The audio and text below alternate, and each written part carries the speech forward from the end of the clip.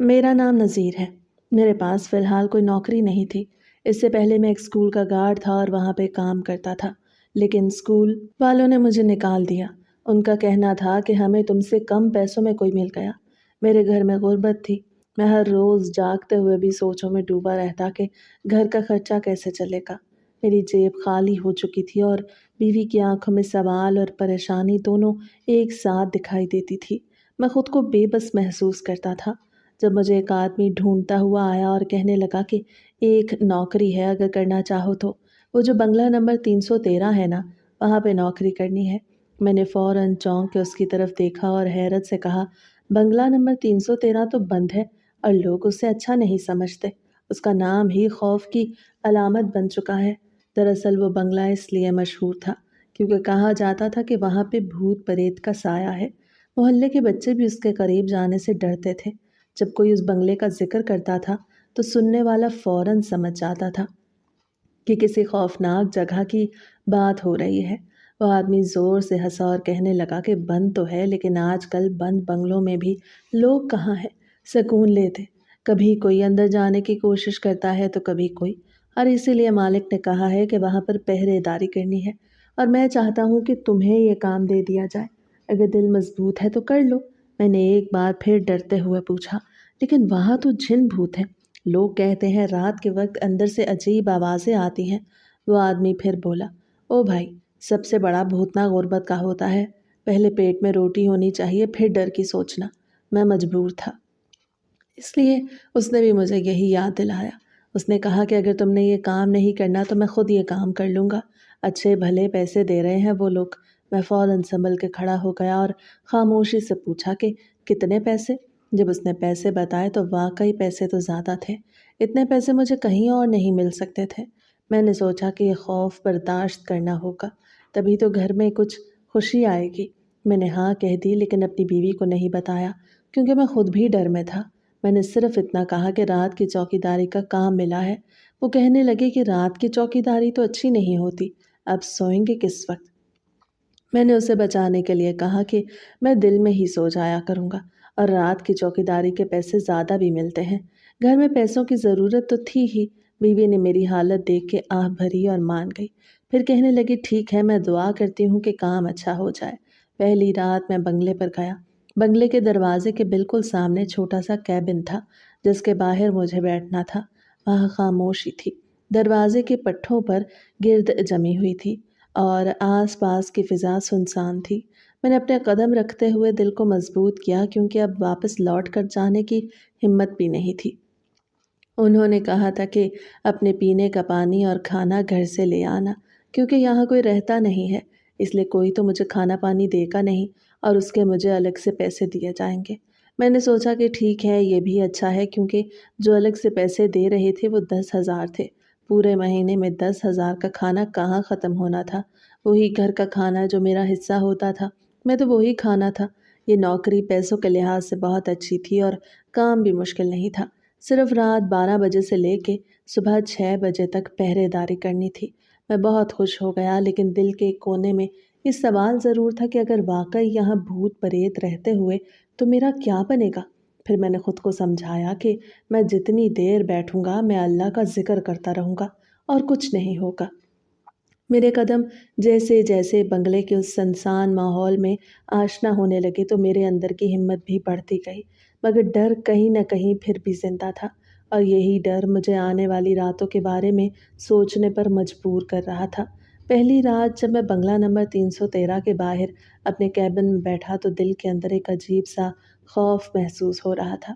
चारों तरफ खामोशी थी। दूर कहीं कुत्तों के भौंकने की आवाज़ आ रही थी।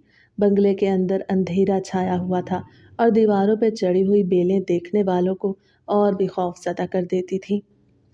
मैंने अपनी टॉर्च चला के इर्द गिर्द देखा। गेट के पास खुश्क पत्ते बिखरे पड़े थे, जैसे कई दिनों से वहाँ कोई ना आया हो। मैंने दिल ही दिल में दुआ की कि रात खैरियत से गुजर जाए। मैंने जेब से एक छोटा सा तस्बीह निकाला और पढ़ना शुरू किया। दिल को कुछ सुकून मिला।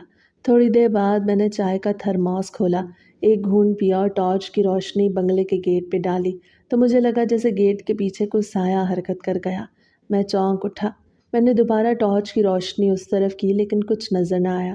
میں نے خود کو تسلی دی کہ شاید میرا وہم ہو، لیکن دل کی دھڑکن تیز ہو گئی تھی۔ رات کا وقت گزرتا جا رہا تھا، آسمان پر بادل چھا گئے، ہوا میں ٹھنڈک بڑھ گئی تھی۔ میں نے اپنے کندھے پہ کمبل ڈالا اور کرسی پہ سیدھا بیٹھ گیا۔ جب گھڑی نے 1 بجنے کا اشارہ دیا تو بنگلے کے اندر سے ہلکی سی آواز آئی، جیسے کسی نے دروازہ کھولا ہو۔ میں فوراً اٹھا اور گیٹ کے قریب گیا، اندر جھانکنے کی کوشش کی مگر اندھیرے کے علاوہ کچھ دکھائی نہ دیا۔ پھر بھی ایسا محسوس ہوا جیسے کوئی میرے پیچھے کھڑا ہو۔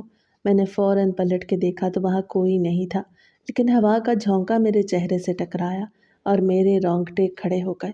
میں واپس کیبن میں آ گیا اور دل میں سوچنے لگا کہ یہ سب میرا وہم ہے۔ کچھ دیر بعد میں نے بنگلے کی سمت سے کسی عورت کے رونے کی آواز سنی۔ وہ آواز اتنی مدھم تھی جیسے کوئی دیوار کے پیچھے آہستہ آہستہ رو رہا ہو۔ میں کان لگا کے سننے لگا۔ آواز آتی جا رہی تھی۔ میں نے ہمت کر کے گیٹ کھولا اور اندر قدم رکھا۔ راستے میں سوکھی گھاس چرچراہٹ پیدا کر رہی تھی۔ بنگلے کا بڑا دروازہ ہلکا سا کھلا ہوا تھا۔ میں نے ٹارچ اس پہ ڈالی تو وہ ہلکے سے چرچراہٹ کے ساتھ تھوڑا سا اور کھل گیا۔ اندر کا منظر عجیب سا تھا۔ دیواروں پہ جالے لگے تھے اور فرش پہ دھول کی موٹی تہہ جمی ہوئی تھی۔ میں نے آہستہ آہستہ قدم بڑھایا اور آواز کے تعاقب میں اندر گیا۔ ایک کمرے کے قریب پہنچ کر میں رک گیا۔ اندر سے وہی رونے کی آواز آ رہی تھی۔ میں نے دروازہ دھکیلا تو ٹارچ کی روشنی میں کچھ لمحے کے لیے سفید سا کپڑا لہراتا ہوا دکھائی دیا۔ میں نے فوراً پیچھے ہٹ کے دروازہ بند کر دیا اور دوڑ کے باہر آ گیا۔ میری سانس پھول رہی تھی، دل تیزی سے دھڑکنے لگا۔ میں کیبن میں آ کے بیٹھ گیا اور خود کو یقین دلانے لگا کہ یہ صرف میرا وہم ہے، لیکن اندر سے آواز اب بھی گونج رہی تھی جیسے کوئی مدد مانگ رہا ہو۔ میں نے فون نکالا لیکن وہاں سگنل نہیں آ رہے تھے۔ ارد گرد صرف سناٹا تھا۔ میں نے دل ہی دل میں پڑھائی شروع کی اور آنکھیں بند کر کے بیٹھ گیا۔ کچھ دیر بعد آواز آنا بند ہو گئی۔ میں نے گھڑی دیکھی، 3 بج چکے تھے۔ میں نے سوچا کہ کسی طرح صبح ہو جائے تو دوبارہ اس جگہ قدم نہیں رکھوں گا۔ 5 بجے کے قریب پرندوں کی آوازیں آنے لگیں تو دل کو کچھ حوصلہ ہوا۔ میں نے ٹارچ بند کی اور دروازے کے قریب جا کے دیکھا۔ اب سب کچھ ٹھیک لگ رہا تھا، جیسے کچھ ہوا ہی نہ ہو۔ میں نے سوچا کہ شاید رات کا وہم ہو، لیکن دل مان نہیں رہا تھا۔ جب صبح 6 بجے تو میں نے گیٹ بند کیا اور اپنے گھر کی طرف روانہ ہو گیا۔ راستے بھر یہی سوچتا رہا کہ آخر رات کو وہ عورت کون تھی جو رو رہی تھی، اور جب میں نے روشنی ڈالی تو غائب ہو گئی۔ کیا واقعی وہاں کوئی سایہ ہے یا یہ سب میرا وہم تھا؟ گھر پہنچ کے بیوی نے پوچھا کہ کیسی گزری رات؟ میں نے کہا سب ٹھیک تھا، مگر دل کے اندر ایک عجیب سا بوجھ تھا۔ میں نے سوچ لیا کہ اگلی رات بھی جاؤں گا، مگر اس بار پوری تیاری کے ساتھ، تاکہ اگر کچھ ہو تو سمجھ سکوں کہ اصل میں وہ کیا ہے۔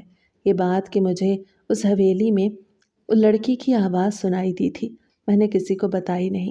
میں نے سوچا کہ اگر بتاؤں گا تو لوگ کہیں گے کہ نذیر پاگل ہو گیا ہے، اس لیے میں نے یہ راز اپنے دل میں چھپا لیا۔ میں نے خود کو سمجھایا کہ شاید مجھے وہم ہوا ہو۔ میں نے بھی تو اس بنگلے کے بارے میں بچپن سے اتنی کہانیاں سن رکھی تھیں کہ وہاں رات کے وقت عورت روتی ہے، کبھی کسی کے قدموں کی چاپ سنائی دیتی ہے اور کبھی دروازے خود بخود کھل جاتے ہیں۔ تو مجھے لگا کہ میرا دماغ انہی کہانیوں سے کھیل رہا ہے اور میں نے جو آواز سنی وہ حقیقت نہیں بلکہ وہم تھی۔ میں نے خود کو سمجھا کہ خاموشی اختیار کر لی، لیکن ایک بات مجھے سمجھ نہیں آئی کہ مالک کا کہنا تھا کہ چونکہ یہ بنگلہ خالی پڑا ہے اس لیے یہاں پر نشے کرنے والے یا آوارہ لوگ گھس آتے ہیں، مگر میں سوچتا تھا کہ پورے محلے میں ہر شخص جانتا ہے کہ اس بنگلے میں بھوت پریت کا سایہ ہے، تو پھر کون بے وقوف اپنی جان خطرے میں ڈال کر وہاں آئے گا؟ بڑے سے بڑا بہادر انسان بھی ایسی جگہ کا رخ نہیں کرتا جہاں قدم رکھتے ہی دل کانپ جائے، تو پھر کیوں کوئی رات کے وقت وہاں داخل ہوگا؟ یہ سوال بار بار میرے ذہن میں گونجتا رہتا، مگر مجھے اس کا جواب نہیں ملتا تھا۔ اندر کوئی خاص قیمتی سامان بھی نہیں تھا وہاں، جو کچھ موجود تھا وہ اتنا بھاری تھا کوئی عام چور اسے اٹھا ہی نہیں سکتا تھا۔ وہاں پر پرانے طرز کے بڑے بڑے فرنیچر رکھے تھے، پرانے پلنگ، الماریاں، لکڑی کی کرسیاں، کچھ زنگ آلود پنکھے اور دیواروں پہ ٹنگی لائٹیں، بس یہی سب چیزیں تھیں۔ ایسی کوئی چیز نہیں تھی جو کوئی جیب میں ڈال کے لے جا سکے یا 2 منٹ میں غائب کر دے۔ میں کئی بار سوچتا کہ آخر مالک کو فکر کس بات کی ہے، ایسی چیزوں کے لیے تو کوئی اپنی جان خطرے میں نہیں ڈالتا۔ شاید مالک کو بنگلے کے اندر ہونے والی ان پراسرار باتوں کا پتہ ہو اور وہ ڈر کے مارے وہاں پہرا لگوانا چاہتا ہو۔ بہرحال مجھے اس سے کوئی غرض نہیں تھی۔ اس کے بعد میں نے ایک فیصلہ کیا۔ میں نے سوچا کہ اب اگر کچھ آوازیں آئیں بھی تو میں ان کی پرواہ نہیں کروں گا۔ میں جب بھی وہاں جاتا تو اپنا چھوٹا سا فون ساتھ لے جاتا، کیونکہ میرے پاس اس وقت اسمارٹ فون نہیں تھا۔ میں ریڈیو آن کر لیتا اور اپنے کانوں میں ہیڈ فون لگا لیتا تاکہ اگر کوئی آہٹ بھی ہو تو میرے کانوں تک نہ پہنچے۔ ایسا نہیں تھا کہ میں اپنی ڈیوٹی میں غفلت کرتا، میں نظریں بنگلے کے دروازے اور ارد گرد کے حصے پہ ہی رکھتا، لیکن کان ان آوازوں سے بچا لیتا، کیونکہ پہلی ہی رات جو کچھ سنا تھا اس نے میرا دماغ ہلا دیا تھا۔ میں کئی دن تک سو نہیں سکا تھا، اس لیے میں نے سوچا کہ آوازیں نہیں سنوں گا تو ڈر بھی نہیں لگے گا۔ اسی طرح کرتے کرتے میں نے وہاں پورا 1 مہینہ گزار دیا۔ ہر رات وہاں بیٹھتا، کبھی ہوا چلتی، کبھی پتے سرسراتے، کبھی کوئی آوارہ بلی دیوار کے اوپر سے گزرتی، مگر میں اب ان چیزوں پہ دھیان نہیں دیتا تھا۔ دل کو یہ یقین ہو گیا تھا کہ اگر میں خوف کو خود پہ حاوی نہ ہونے دوں تو سب کچھ ٹھیک رہے گا۔ مہینے کے آخر میں میری تنخواہ آئی تو دل خوشی سے بھر گیا۔ میں نے لفافہ ہاتھ میں لیا تو آنکھوں میں چمک آ گئی۔ گھر جا کے جب بیوی کو پیسے دیے تو وہ حیران رہ گئی کہ یہ تو بہت اچھے پیسے ہیں۔ اس نے کہا چوکیداری کی کسی نوکری میں اتنے پیسے کہاں ملتے ہیں۔ ہم دونوں بہت خوش ہوئے۔ میں نے فوراً گھر کا کرایہ دیا اور راشن لے آیا۔ بیوی نے چولہا جلایا تو کئی دنوں بعد گھر کے اندر خوشبو پھیل گئی۔ ہم نے کچھ پرانا ادھار بھی چکا دیا اور پھر بھی ہمارے پاس پیسے بچ گئے تھے۔ میں نے بیٹھ کے حساب لگایا تو لگا کہ انہی پیسوں سے اگلے مہینے کا خرچہ بھی نکالا جا سکتا ہے، بچوں کی فیس بھی ادا ہو سکتی ہے۔ بیوی کے چہرے پر برسوں بعد سکون دیکھا تو دل بھر آیا۔ میں نے خود سے وعدہ کیا کہ یہ کام نہیں چھوڑوں گا، چاہے لوگ کچھ بھی کہیں، کیونکہ اس نے میرے گھر میں زندگی کی روشنی دوبارہ بھری تھی۔ ایک دن میری غلطی سے تھوڑی سی آنکھ لگ گئی۔ میں اپنے کیبن میں بیٹھا تھا، رات پرسکون تھی، ہوا ہلکی ہلکی چل رہی تھی، لیکن نیند کی تھوڑی سی جھپکی نے مجھے غافل کر دیا۔ اچانک مجھے احساس ہوا جیسے کوئی بنگلے کے اندر داخل ہوا ہے۔ دل دھڑکنے لگا، کیونکہ یہ تو میرا کام تھا۔ اگر میرے ہوتے ہوئے کوئی اندر چلا جاتا تو پھر میری نوکری خطرے میں پڑ جاتی۔ میں نے جلدی سے ٹارچ اٹھائی اور گیٹ کھولا۔ ہوا میرے چہرے سے ٹکرا رہی تھی۔ میں نے ارد گرد دیکھا، سناٹا تھا، لیکن ایسا لگا جیسے کوئی لمبا چوڑا سا مرد اندر جا چکا ہے۔ میں نے ہمت کی اور اس کے پیچھے اندر چلا گیا۔ بنگلے کے فرش پہ میرے قدموں کی آواز گونج رہی تھی۔ ہر کمرے کے دروازے پہ اندھیرا چھایا تھا۔ میں نے ٹارچ کی روشنی گھمائی اور اس آدمی کو تلاش کرنے لگا۔ میں ابھی ایک کمرے کے قریب پہنچا ہی تھا کہ اچانک وہ میرے سامنے آ گیا۔ میں لمحہ بھر کے لیے ساکت رہ گیا۔ اس کے چہرے پہ 3 لمبے لمبے نشان تھے، جیسے کسی بلی نے اپنے ناخن مارے ہوں۔ یہ نشان پرانے معلوم ہوتے تھے، تازہ زخم نہیں تھے۔ اس کے بال کندھوں تک لمبے اور بکھرے ہوئے تھے۔ قد 6 فٹ کے قریب ہوگا اور چہرے پر عجیب سی سختی، جیسے زمانے بھر کے دکھ اس کے چہرے پہ جم گئے ہوں۔ آنکھیں اندر دھسی ہوئی اور ان میں ایک وحشت۔ میں نے کانپتی ہوئی آواز میں پوچھا، کون ہو تم؟ یہاں کیا کر رہے ہو؟ تو وہ بولا کہ عزت سے بات کرو، یہ میرا بنگلہ ہے۔ میں نے گھبرا کے پوچھا، آپ سر سلمان ہیں؟ تو وہ کہنے لگا، ہاں میں ہی سلمان ہوں۔ میں نے کہا، صاحب آپ اس طرح اچانک سامنے آ گئے، مجھے لگا کوئی چور یا نشئی اندر گھس آیا۔ وہ ہلکا سا طنزیہ مسکرایا اور کہنے لگا، تم بھی تو باہر بیٹھ کے سو رہے تھے۔ میں نے فوراً کہا، صاحب جی موسم بدل رہا ہے، نیند پہ قابو نہیں رہا، اور اکیلا بندہ ہو تو پل بھر کو آنکھ لگ ہی جاتی ہے، لیکن دیکھیں فوراً پیچھے تو آیا ہونا۔ اس نے میری بات سنی اور بولا کہ پیچھے آنے کی کیا ضرورت تھی، میرا اپنا گھر ہے، جب چاہے آ سکتا ہوں، تم باہر جا کے بیٹھو۔ میں نے کہا، جی ٹھیک ہے، میں بس ذرا دیکھنے آیا تھا کہ کوئی اجنبی تو اندر نہیں آیا۔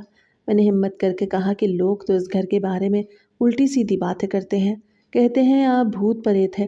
وہ سن کے تھوڑا سا ہنسا اور بولا کہ ایسا کچھ نہیں، وہ سب میرے دشمنوں کی باتیں ہیں۔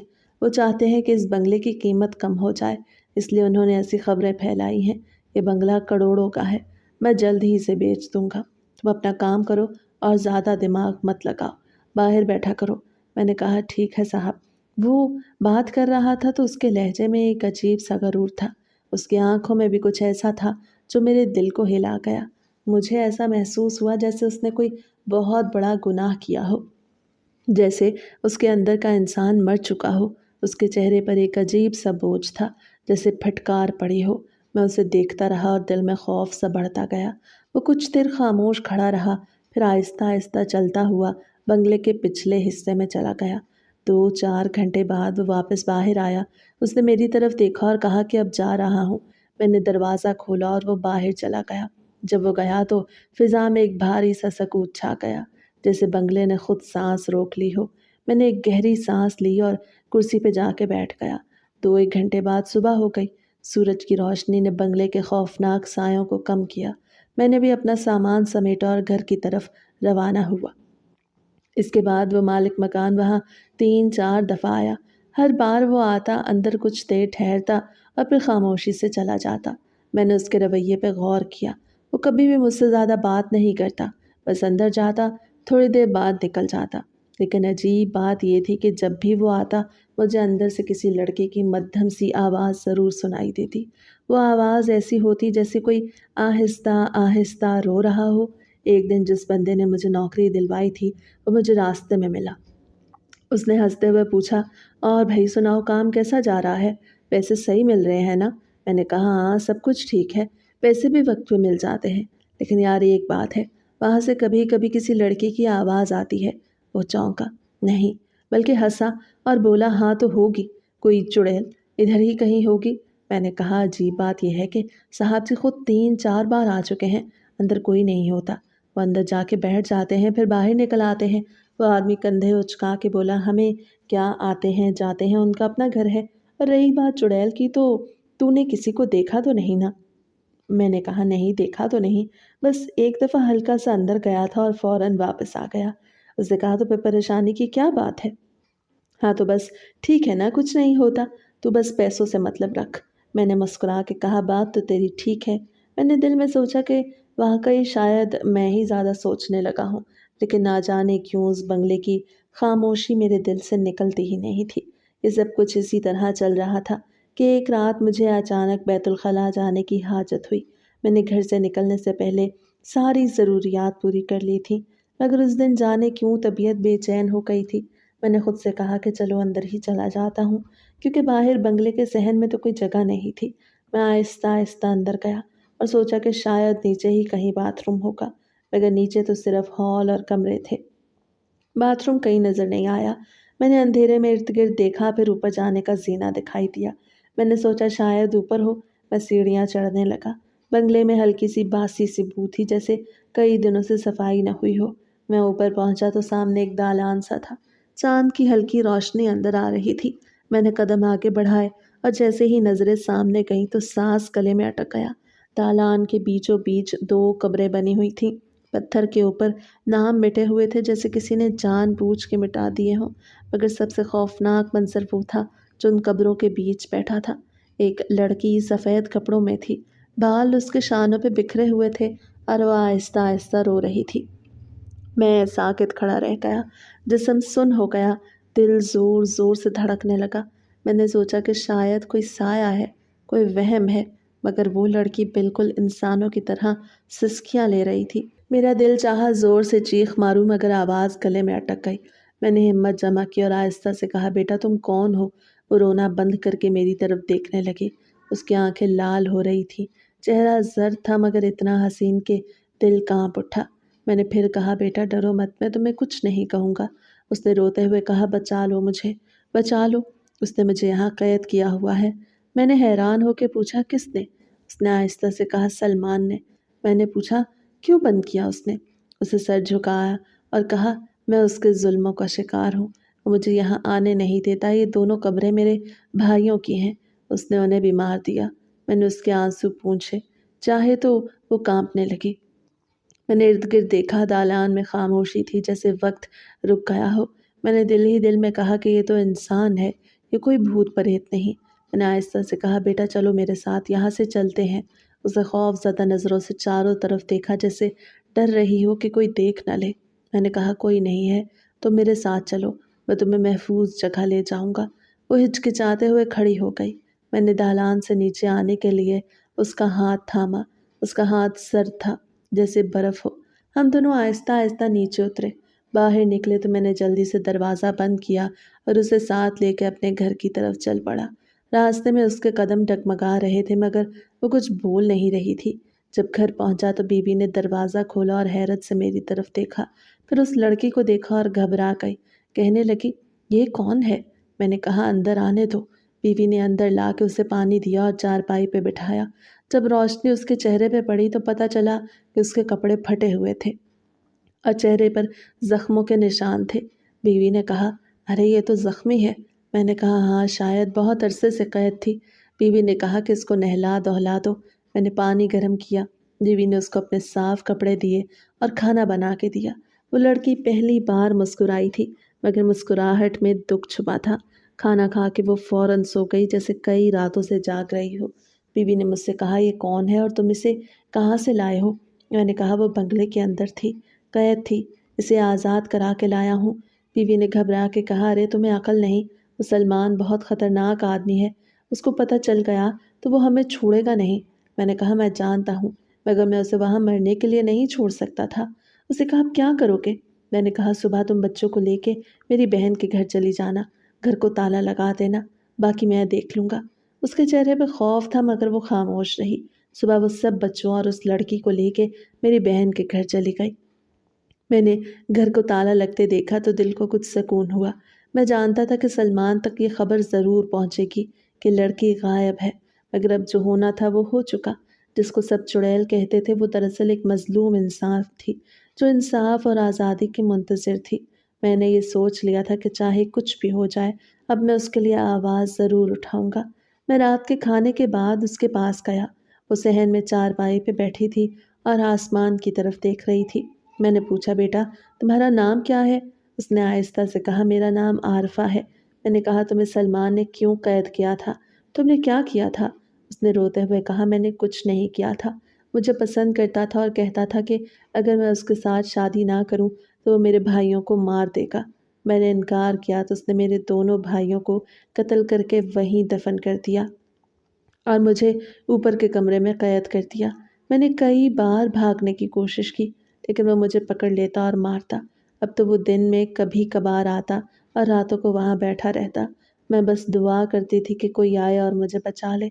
उससे कहा, तुमने मुझे वहाँ देखा तो मैं डर गई थी, लेकिन जब तुमने मुझे बेटा कहा तो मेरे दिल को लगा कि तुम मेरे बाप जैसे हो। मैंने उसके सर पे हाथ रखा और कहा, बेटा अब तुम महफूज हो, अब कोई तुम्हें नुकसान नहीं पहुँचा सकता। मैंने सोचा कि इस बात को पुलिस तक पहुंचाना चाहिए, लेकिन फिर डर लगा कि अगर सलमान के असर व रसूख वाले लोग हुए तो हमें भी नुकसान पहुंचा सकते हैं। इसलिए मैंने फैसला किया कि पहले उसकी कहानी को अच्छी तरह समझ लूं और फिर कोई कदम उठाऊं। अगले दिन मैं बंगले पास गया। वहाँ खामोशी थी। अंदर जाने की हिम्मत न हुई, लेकिन मैंने देखा कि ऊपर की खिड़की जहाँ वो लड़की बैठती थी अब बंद है। ऐसा लगा जैसे वहाँ कोई नहीं रहता। फिर भी मैं रोज़ शाम के वक्त जाके बंगले के बाहर बैठ जाता ताकि अगर कोई अंदर जाए या बाहर निकले तो मुझे पता चल जाए। 3 दिन तक कुछ नहीं हुआ। चौथे दिन एक गाड़ी आई। उसमें वही सलमान उतरा और सीधा बंगले के अंदर गया। मैंने देखा कि वो बहुत गुस्से में था और उसके हाथ में बंदूक थी। मैं फ़ौरन समझ गया कि उसे पता चल गया है कि लड़की भाग गई है। मैं दौड़ के अपने मोहल्ले के एक दोस्त के घर गया और उसे सारा हाल बताया। वो कहने लगा कि पुलिस को इत्तला दो। हम दोनों ने करीबी थाने जाके रिपोर्ट दर्ज कराई। पुलिस फ़ौरन हमारे साथ आई। जब हम बंगले पहुंचे तो सलमान की अंदर से शोर की आवाज़ें आ रही थीं। वो पागलों की तरह चीख रहा था, तुम कहाँ गई हो? मैं तुम्हें ढूंढ निकालूंगा। पुलिस ने अंदर जाके उसे काबू किया। उसके कमरे की तलाशी ली तो वहाँ एक कपड़ा और जंजीरें मिली। पुलिस वाले कहने लगे कि ये बंदा खतरनाक लगता है। मैंने वापस जाके बीवी को बताया कि अब वो शख्स गिरफ्तार हो चुका है। आरफा रो पड़ी। कहने लगी, मेरे भाइयों का बदला तो नहीं लौट सकता, लेकिन कम से कम अब वो किसी और को नुकसान नहीं देगा। मैंने उसे दिलासा दिया और कहा, अब तुम हमारी बेटियों की तरह हमारे साथ रहो। वो कुछ दिन हमारे घर रही, फिर एक इदारे के लोग आए और उसे अपने साथ ले गए ताकि वो महफूज रहे। कभी कभी रात को जब मैं आसमान की तरफ देखता हूँ तो लगता है जैसे आरफा के आंसू अब सितारों में बदल गए हों। वो हवेली जिसे सब चुड़ैलों की जगह कहते थे, दरअसल एक बेगुनाह लड़की के दर्द की गवाह थी। और अब जब कभी मैं किसी को ये कहानी सुनाता हूँ تو بس یہی کہتا ہوں کہ ہر آواز بھوت کی نہیں ہوتی، کبھی کبھار وہ کسی مظلوم کی فریاد بھی ہو سکتی ہے۔ میری بیوی کا کہنا تھا کہ عارفہ کیا ساری زندگی ہمارے ساتھ رہے گی؟ ہمارے ساتھ اس کی کیا زندگی ہے؟ وہ ہمارے گھر میں مہمان بن کے تو رہ سکتی ہے، مگر ہمیشہ کے لیے تو نہیں۔ پھر اس نے مجھ سے کہا کہ اس سے پوچھو کہ اس کا کوئی رشتہ دار ہے، کوئی اپنا، کوئی ایسا بھروسے والا شخص جس کے ساتھ وہ رہ سکے، کیونکہ وہ بہت زیادہ خوبصورت تھی، جوان تھی، اور دنیا کے لحاظ سے اکیلی عورت کی خوبصورتی کبھی کبھار اس کے لیے مصیبت بن جاتی ہے۔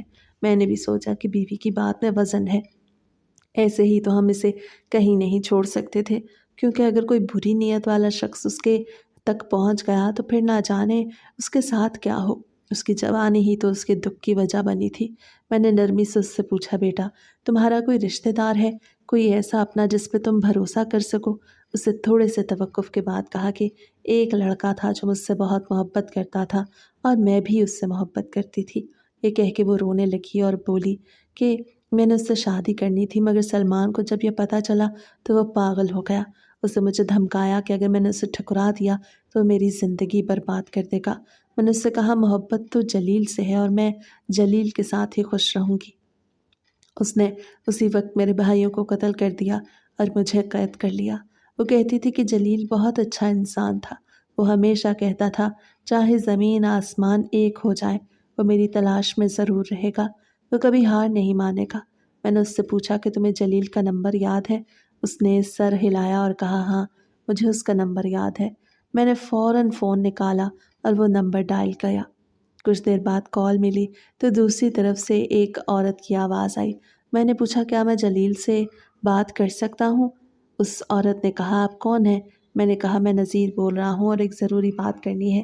اس نے کہا میں جلیل کی بہن ہوں، وہ ابھی گھر پہ نہیں، مگر بتائیں کیا بات ہے؟ میں نے کہا جلیل ایک لڑکی سے بہت محبت کرتا تھا، عارفہ نام تھا اس کا۔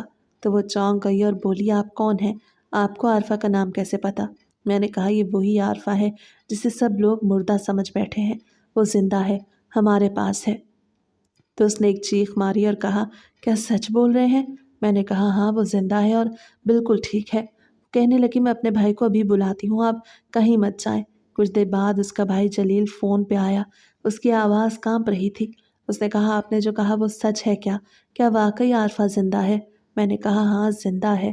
اس نے روتے ہوئے کہا کہ میں نے اپنی زندگی کے سب خواب اسی کے نام کر دیے تھے، اس کے بعد کچھ بھی باقی نہیں رہا، آپ نے تو مجھے نئی زندگی دے دی۔ اس کی بہن نے کہا کہ آپ ہمیں اپنا پتہ دیں، ہم خود آ کے عارفہ کو لے جائیں گے۔ میں نے اپنا پتہ دیا اور شام تک وہ لوگ ہمارے گھر پہنچ گئے۔ جب وہ دروازے پہ آئے تو میں نے عارفہ کو ابھی کچھ نہیں بتایا کہ جلیل زندہ ہے۔ جب جلیل اندر آیا تو اس نے جیسے ہی عارفہ کو دیکھا تو زمین جیسے تھم گئی، وقت رک گیا۔ دونوں نے ایک دوسرے کو دیکھا تو آنکھوں سے آنسو بہنے لگے، جیسے برسوں کی جدائی ایک لمحے میں ختم ہو گئی ہو۔ عارفہ دھڑکتے قدموں سے اس کی طرف بڑھی اور جلیل بھی پاگلوں کی طرح بھاگ کے اس کے سامنے آ گیا۔ دونوں ایک دوسرے کی باہوں میں سما گئے، دونوں رو رہے تھے، ہنس رہے تھے، دنیا جیسے ان دونوں کے لیے ختم ہو گئی تھی۔ میں اور میری بیوی بھی رو پڑے۔ جلیل کی بہن کہنے لگی کہ ہمارے بھائی کی زندگی لوٹ آئی، ہم سمجھتے تھے کہ وہ کبھی مسکرا نہیں پائے گا، مگر آج اس کے چہرے پہ جو روشنی ہے وہ برسوں بعد دیکھی ہے۔ جلیل کے والدین بھی آئے، وہ سب خوشی سے نہال تھے۔ انہوں نے عارفہ کو گلے سے لگایا اور کہا ہماری بیٹی لوٹ آئی ہے۔ انہوں نے کہا اب کوئی رکاوٹ نہیں، اب ہم دونوں کی شادی کریں گے اور عارفہ کو اپنے گھر کی بہو بنائیں گے۔ میں نے کہا کہ یہ تو بہت بڑی خوشی کی بات ہے۔ وہ لوگ بہت امیر تھے، ان کا اپنا بنگلہ بہت شاندار تھا، ان کے پاس نوکر چاکر گاڑیاں سب کچھ تھا۔ انہوں نے ہمیں بھی کہا کہ آپ ہمارے لیے کسی فرشتے سے کم نہیں، آپ نے ہمارے بیٹے کی زندگی واپس کر دی، آپ نے گھر کو بربادی سے بچا لیا، اب ہم آپ کو اپنے ساتھ رکھنا چاہتے ہیں۔ انہوں نے کہا آپ کو فکر کرنے کی ضرورت نہیں، ہم آپ کی بھی زندگی بدل دیں گے۔ ہم نے اپنے ہی بنگلے میں آپ کو نوکری دے دی ہے کیونکہ آپ نے ثابت کر دیا کہ آپ امانت دار ہیں۔ ہمیں ایک ڈرائیور کی ضرورت تھی اور ہمیں معلوم ہوا کہ آپ کو گاڑی چلانا آتا ہے۔ میں نے کہا جی آتی ہے۔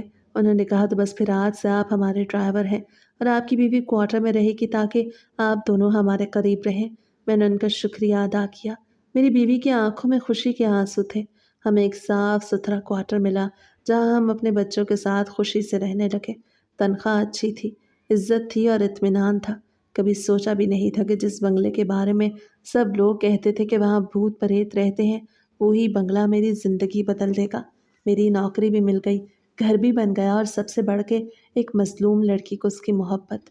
اور میں اکثر رات کو اپنی بیوی سے کہتا کہ دیکھو، اگر میں اس دن ڈر کے بھاگ جاتا تو شاید یہ سب کبھی نہ ہوتا۔ وہ مسکراتی اور کہتی، کبھی کبھی انسان کے ہاتھوں سے دوسروں کی تقدیر بھی بدلتی ہے۔ اس دن سے ہماری زندگی بھی خوشیوں سے بھر گئی۔ اس کے بعد جلیل اور عارفہ کی شادی ہوئی، جو پورے شہر میں چرچے کی بات بن گئی۔ اتنی بڑی شادی شاید کسی نے دیکھی بھی نہ ہو۔ شہر کے معزز لوگ، بڑے تاجر، مشہور شخصیات، سب وہاں موجود تھے۔ ہر طرف روشنیوں کا سما تھا، پھولوں کی خوشبو چاروں طرف بکھری ہوئی تھی۔ دلہن بن کے عارفہ یوں لگ رہی تھی جیسے چاند زمین پہ اتر آیا ہو۔ اس کے چہرے پہ برسوں بعد جو مسکراہٹ لوٹی تھی، وہ سب کے دلوں کو چھو رہی تھی۔ جلیل کی آنکھوں میں وہی محبت، وہی شدت، وہی جنون جھلک رہا تھا جو برسوں پہلے تھا، مگر اس دن کے بعد ان دونوں کے درمیان فاصلے پیدا ہو گئے تھے، مگر آج وہ فاصلے مٹ چکے تھے۔ اس شادی کی سب سے بڑی وجہ یہ تھی کہ ہماری عزت سب سے زیادہ ہوئی۔ لوگ ہمیں ایسے دیکھ رہے تھے جیسے ہم ہی اس شادی کے اصل میزبان ہوں۔ ہمیں اتنی اہمیت دی گئی کہ دل خوشی سے بھر گیا۔ ہمارے کپڑے بھی انہوں نے ہی بنوائے، بڑے قیمتی جوڑے دیے تھے۔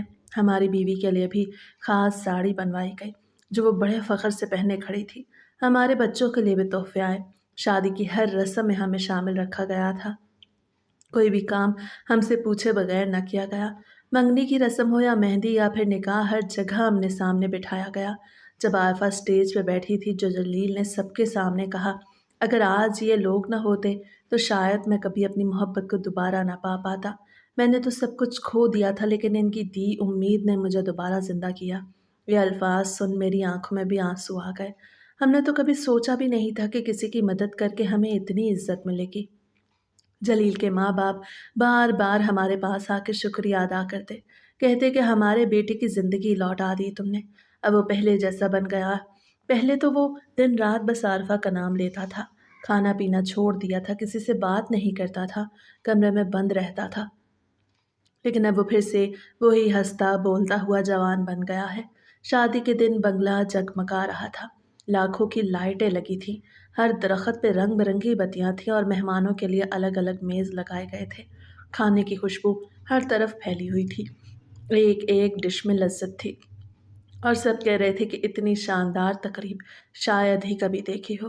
ہر طرف مبارکبادیں تھیں، ہر کوئی کہہ رہا تھا کہ قسمت والے ہیں یہ دونوں، جنہیں اتنی دیر کے بعد بھی ایک دوسرے سے ملنے کا موقع ملا۔ جب نکاح ہوا تو مولوی صاحب نے جیسے ہی قبول ہے کہا، دونوں کی آنکھوں سے آنسو بہہ نکلے، جیسے برسوں کا دکھ ایک لمحے میں بہہ گیا ہو۔ اور جلیل کے والد نے ہمارے ہاتھ پکڑ کے کہا، ہم تمہارے احسان کا بدلہ نہیں چکا سکتے، یہ شادی تمہاری بدولت ممکن ہوئی ہے۔ جب لوگ دل سے دعائیں دیتے ہیں تو وہ اوپر تک پہنچتی ہیں، اور ہمیں یقین ہے کہ تمہارے لیے اب آسانیاں ہوں گی۔ اس کے بعد ولیمہ ہوا، اور وہاں بھی ہمیں خاص مقام دیا گیا۔ میں ڈرائیور تھا، لیکن اس دن کوئی مجھے ڈرائیور نہیں کہہ رہا تھا، سب احترام سے مخاطب ہوتے تھے۔ میری بیوی کو تو سب بہن کہہ کے بلاتے۔ جلیل کی ماں بار بار اس کا ہاتھ پکڑ کے کہتی کہ بیٹی، اگر تم عارفہ کو اپنے گھر نہ رکھتی تو شاید آج ہمارا بیٹا زندہ نہ ہوتا۔ وہ دن ہمارے لیے کبھی نہیں بھولنے والا دن بن گیا۔ شادی کے بعد ہم اپنے کوارٹر میں واپس آئے تو میری بیوی نے کہا کہ دیکھو قسمت کیسے پلٹتی ہے، ہم نے کسی کے دکھ میں ساتھ دیا اور دیکھو ہماری عزت بڑھ گئی، لوگ ہمیں پہچاننے لگے ہیں۔ جلیل کے والد نے تو یہ بھی کہا تھا کہ ہم تمہیں اپنے ہی بنگلے میں رکھنا چاہتے ہیں، تمہیں باہر جانے کی ضرورت نہیں، تمہیں ڈرائیور کی نوکری بھی دی گئی ہے، اور تمہاری بیوی کے لیے کمرے کے ساتھ ایک چھوٹا سا باغ بھی بنوا دیا جائے گا تاکہ وہ وہاں اپنا وقت گزار سکے۔ اب ہمارے دل بدلنے لگے تھے۔ صبح میں گاڑی لے کے نکلتا، کبھی جلیل کو آفس چھوڑنے جاتا، کبھی گھر کے بڑے کام نپٹاتا، شام کو واپس آتا تو بیوی دروازے پہ کھڑی مسکرا رہی ہوتی۔ وہ کہتی تھی کہ اب دل کو سکون مل گیا، کبھی سوچا نہیں تھا کہ کسی کے دکھ میں دیا گیا سہارا ایک دن ہمارے لیے خوشیوں کا دروازہ کھول دے گا۔ عارفہ اور جلیل شادی کے بعد چند دنوں کے لیے ہنی مون پہ گئے، اور جب واپس آئے تو ان کے چہروں پہ وہ سکون تھا جو صرف سچی محبت والوں کے نصیب میں ہوتا ہے۔ اب ان دونوں کا رومانس سب کے لیے مثال بن گیا۔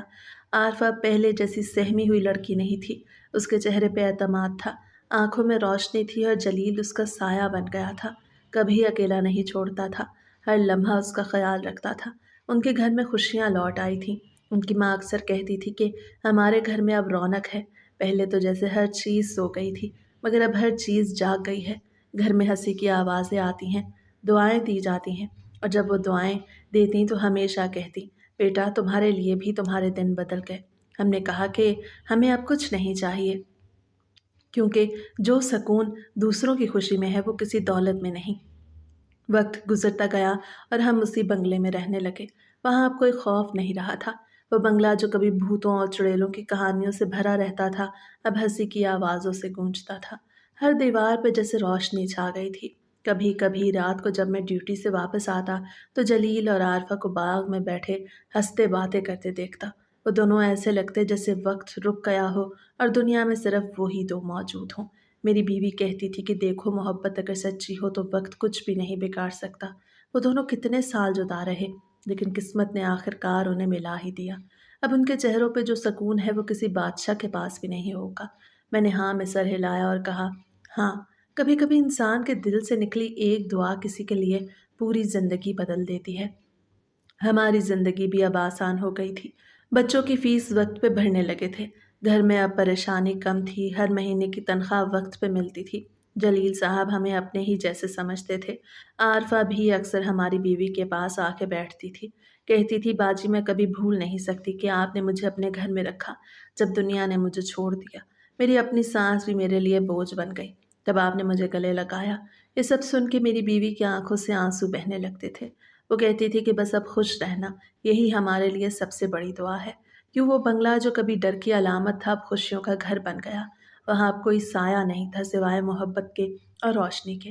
ہم جب کبھی رات کو خاموشی میں بیٹھتے تو دل سے ایک ہی بات نکلتی تھی کہ کبھی کسی کے لیے نیکی کرنے سے گھبرانا نہیں چاہیے، کیونکہ چھوٹا سا بڑھایا ہوا قدم ایک دن پہاڑ بن کے سامنے آتا ہے اور انسان کو وہ مقام دے جاتا ہے جو شاید قسمت بھی نہ دے سکے۔ اور واقعی ایسا ہی ہوا۔ اس شادی نے نہ صرف عارفہ اور جلیل کی زندگی بدل دی بلکہ ہماری بھی بدل دی۔ ہم اب مطمئن تھے، خوش تھے اور دل میں ایک عجیب سا سکون تھا کہ ہم نے کسی کی زندگی سنواری، اور یہی احساس سب سے بڑی دولت تھا جو ہمیں ملی۔ زندگی کے اس سفر میں انسان کو اکثر ایسے لمحے آ جاتے ہیں جب اسے سمجھ نہیں آتی کہ کون سا قدم اٹھانا ہے اور کون سا نہیں، لیکن کبھی کبھی ایک نیک نیت فیصلہ ایسا موڑ لے آتا ہے جو نہ صرف اپنی زندگی بلکہ دوسروں کی زندگی بھی بدل دیتا ہے۔ ہم اکثر سوچتے ہیں کہ دوسروں کے کام آنے سے ہمارا کیا فائدہ ہوگا، مگر اصل حقیقت یہ ہے کہ دوسروں کے دکھ میں ساتھ دینا ہی انسانیت کی اصل بنیاد ہے۔ عارفہ اور جلیل کی کہانی ہمیں یہی سبق دیتی ہے کہ کبھی کسی کے حال پہ ہنسنا نہیں چاہیے، کسی کے دکھ کو معمولی نہیں سمجھنا چاہیے، کیونکہ ہر انسان کے دل میں ایک ایسا زخم ہوتا ہے جو شاید نظر نہ آئے مگر بہت گہرا ہوتا ہے۔ اگر ہم اس زخم پہ مرہم رکھتے ہیں تو وہ ہماری سب سے بڑی عبادت بن جاتی ہے۔ زندگی میں محبت سب کچھ نہیں مگر محبت کے بغیر زندگی کچھ بھی نہیں، اور سچی محبت وہی ہے جو آزمائشوں کے باوجود قائم رہے، جسے وقت مٹا نہ سکے، جس میں خلوص ہو، قربانی ہو اور احساس ہو۔ جلیل نے برسوں اپنی محبت کے انتظار میں زندگی گزاری مگر اس کا یقین کبھی کم نہ ہوا، اور یہی یقین اسے پیار سے ملا دیا۔ اگر وہ ہار مان لیتا تو شاید عارفہ کبھی دوبارہ نہ ملتی اور اس کا دکھ کبھی ختم نہ ہوتا۔ دوسری طرف عارفہ کے صبر نے اسے اس مقام پہ لا کھڑا کیا کہ اس کے آنسو خوشیوں میں بدل گئے۔ انسان کو ہمیشہ امید کا دامن نہیں چھوڑنا چاہیے، کیونکہ زندگی اسی وقت ختم ہوتی ہے جب امید ختم ہوتی ہے۔ ہماری زندگی میں بھی ایک موقع آیا جب ہم نے کسی انجانی لڑکی کو سہارا دیا۔ اگر اس وقت ہم خود غرضی دکھاتے اور اسے اپنے حال پہ چھوڑ دیتے تو شاید آج وہ کہانی کسی اور انجام پہ ختم ہوتی، مگر ہم نے اس کے ساتھ ہمدردی کی، اس کے دکھ کو سمجھا، اسے پناہ دی، اور یہی عمل ہمارے لیے سکون کا ذریعہ بن گیا۔ اکثر انسان سمجھتا ہے کہ نیکی کرنے سے صرف دوسروں کا بھلا ہوتا ہے، مگر حقیقت یہ ہے کہ نیکی کرنے والا خود سب سے زیادہ بدل جاتا ہے۔ دل کے اندر ایک روشنی پیدا ہوتی ہے جو زندگی بھر بجھتی نہیں۔ انسان کو کبھی اپنے مقام یا حیثیت پہ غرور نہیں کرنا چاہیے، کیونکہ خوشیاں اور عزت وہ نہیں جو دولت دیتی ہے بلکہ وہ ہیں جو کسی کے چہرے کی مسکراہٹ سے ملتی ہیں۔ ہم نے ایک بے سہارا لڑکی کو گھر میں رکھا اور بدلے میں ہمیں عزت، محبت اور روزی سب کچھ ملا۔ یہ دنیا دینے والوں کے لیے ہمیشہ کشادہ ہوتی ہے۔ جو لوگ بانٹنے والے ہوتے ہیں ان کے لیے ہمیشہ آسانیاں پیدا ہوتی ہیں، کیونکہ قدرت ان کے دلوں میں نرمی رکھتی ہے۔ کسی کے ساتھ کیا ہوا ماضی کبھی اس کے حال کا فیصلہ نہیں کر سکتا۔ کبھی کبھی انسان کے ساتھ ایسی غلطیاں ہو جاتی ہیں جن کا قصور اس کا نہیں ہوتا، اس کے باوجود اسے سماج کے طعنے سہنے پڑتے ہیں۔ لیکن جو لوگ ایسے طعنوں کو سنبھالتے ہیں وہ خود رب کے خاص بندے ہوتے ہیں، کیونکہ وہ دکھ بانٹ کے زندگی کو آسان بناتے ہیں۔ آخر میں یہ سچ ہے کہ محبت وقت سے بڑی چیز ہے، نیکی دولت سے بڑی چیز ہے، اور انسانیت ہر رشتے سے بڑی چیز ہے۔ اگر انسان یہ سمجھ لے کہ دنیا میں سب کچھ عارضی ہے تو وہ کبھی غرور نہیں کرے گا اور ہمیشہ کسی نہ کسی کے دکھ میں مرہم رکھے گا، کیونکہ دل کی خوشی صرف دوسروں کو خوشی دینے سے ہی آتی ہے، نہ کہ کسی دولت یا شان و شوکت سے۔ یہ کہانی ہمیں یقین دلاتی ہے کہ اگر نیت صاف ہو تو راستے خود بن جاتے ہیں، اور اگر دل میں درد ہو تو وہی درد ایک دن سکون بن جاتا ہے۔ یہی زندگی کا سب سے بڑا سبق ہے۔